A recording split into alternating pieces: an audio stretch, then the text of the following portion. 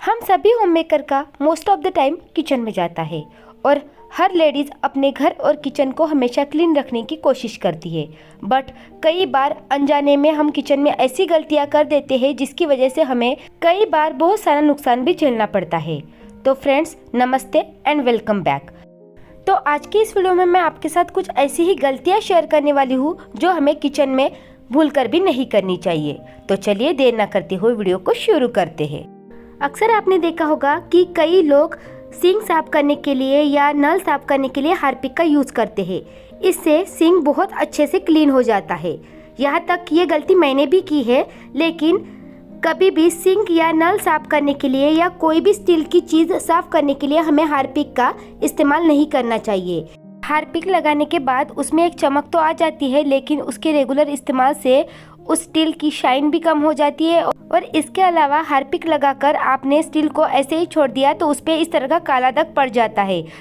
तो इसलिए हमें सिंक में भूलकर भी हार्पिक यूज़ नहीं करना चाहिए। आप चाहे तो आपकी सिंक बहुत ज़्यादा गंदी हो गई है तो आप चाहे तो उसे नींबू सोडा से साफ़ कर सकते हो, नहीं तो हम सभी के घर में इस तरह का पीताम्बरी तो होता ही है। तो आप चाहे तो पीताम्बरी से अगर सिंक को क्लीन करोगे तो सिंक पहले जैसी बहुत ही अच्छे से चमक उठेगी। इसके अलावा ये जो सिंक में जाली लगी होती है उसे भी रेगुलर निकाल के क्लीन करना चाहिए। हम सिंक तो क्लीन कर देते हैं, लेकिन कई बार जाली निकाले बिना ही क्लीन करते हैं। इसकी वजह से उसके अंदर भी बहुत ज़्यादा गंदगी जमा हो जाती है। इसलिए आप रेगुलर उस जाली को निकाल के पुराने टूथब्रश का यूज़ करके उसे क्लीन कर सकते हो। दूसरी गलती अक्सर हम वो करते हैं कि हमारा बर्तन वॉश करने वाला स्क्रबर और सिंक वॉश करने वाला स्क्रबर एक ही रखते हैं। तो ऐसी गलती हमें भूलकर भी नहीं करनी है। हमेशा बर्तन वॉश करने वाला स्क्रबर और सिंक वॉश करने वाला स्क्रबर हमें अलग अलग रखना है। सभी के किचन में इस तरह का खलबट्टा तो होता ही है। हम इसका यूज़ कई बार लहसुन क्रश करने के लिए, नहीं तो कहीं स्पाइसेस को क्रश करने के लिए करते हैं। लेकिन हमेशा हम एक गलती करते हैं कि इस खलबट्टे को रात में ऐसे ही स्टोर कर देते हैं। तो हमें इसे ऐसे ही स्टोर न करते हुए इस तरह का एक आधी लीड बना के हम इसे पैक करके रख सकते हैं।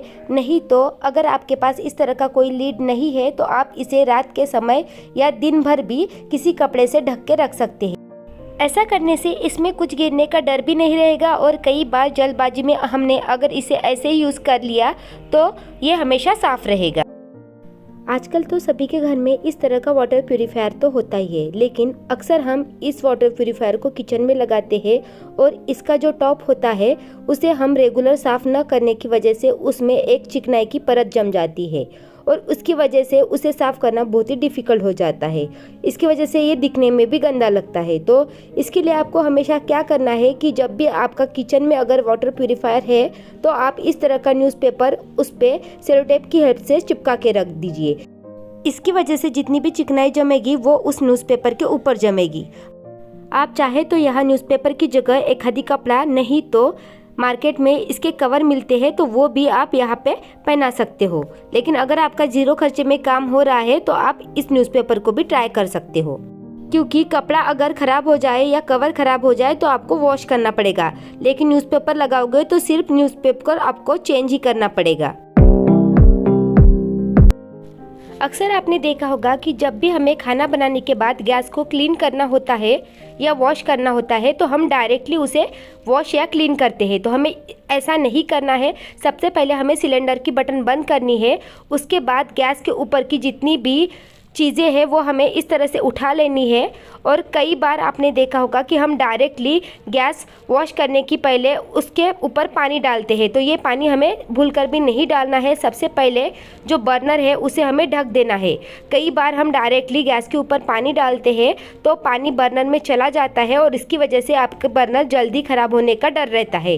इसलिए सबसे पहले आप इस तरह से किसी चीज़ से उन बर्नर को ढक दीजिए और उसके बाद स्क्रबर पे थोड़ा सा लिक्विड लेके इस तरह से आप गैस को क्लीन कर सकते हैं।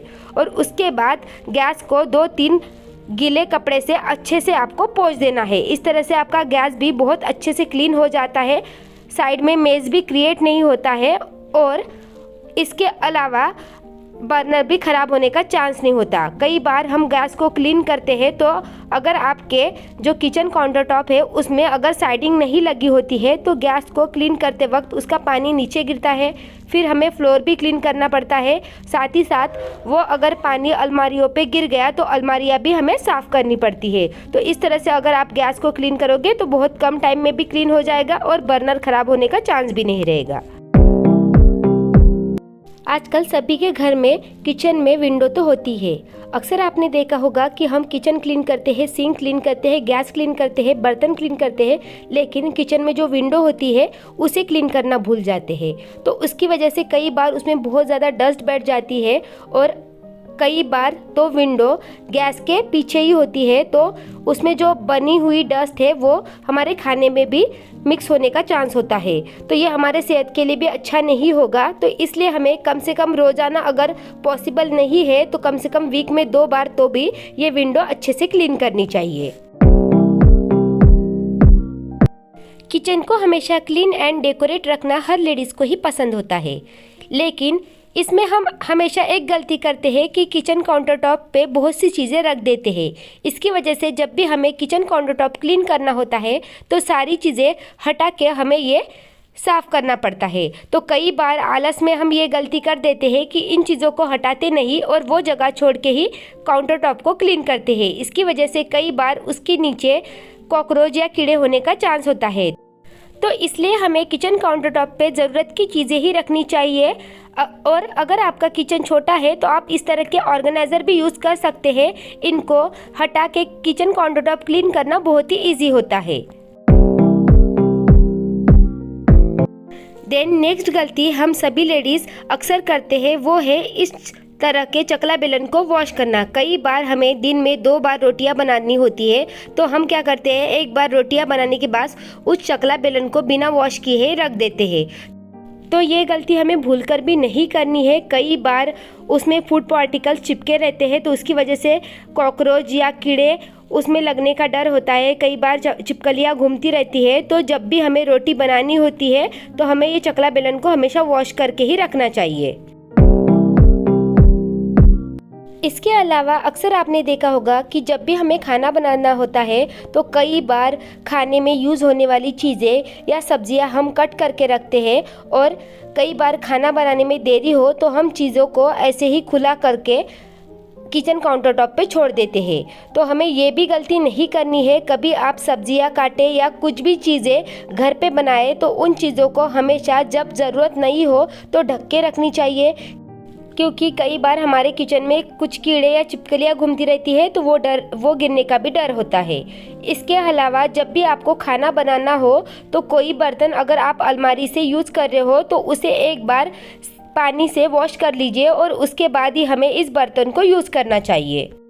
और लास्ट में ये गलती तो मुझे लगता है हर लेडीज़ ही करती होंगी, क्योंकि आजकल तो सभी के घर में ऐसे एयर टाइट कंटेनर यूज़ होते हैं और इसमें इस तरह की वायर लगी होती है। तो हम क्या करते हैं, जब भी हमें टिफ़िन वॉश करना होता है तो टिफ़िन तो डायरेक्टली वॉश कर देते हैं, लेकिन कई बार इसके अंदर की जो ये वायर लगी हुई होती है उसे बिना निकाले ही वॉश करते हैं।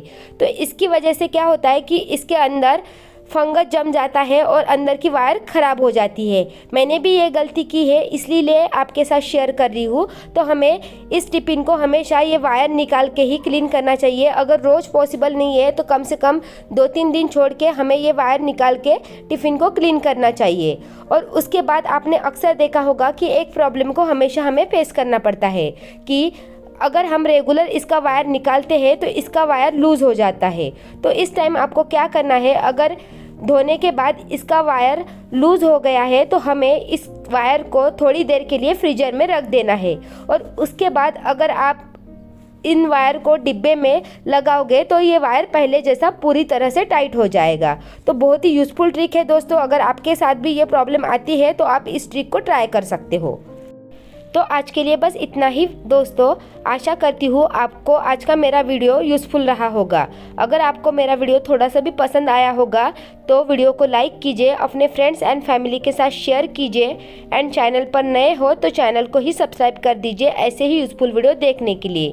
और साथ ही साथ बेल आइकन को भी प्रेस कर दीजिए ताकि आपको मेरे लेटेस्ट वीडियो की नोटिफिकेशन मिल सके। तब तक के लिए बाय बाय।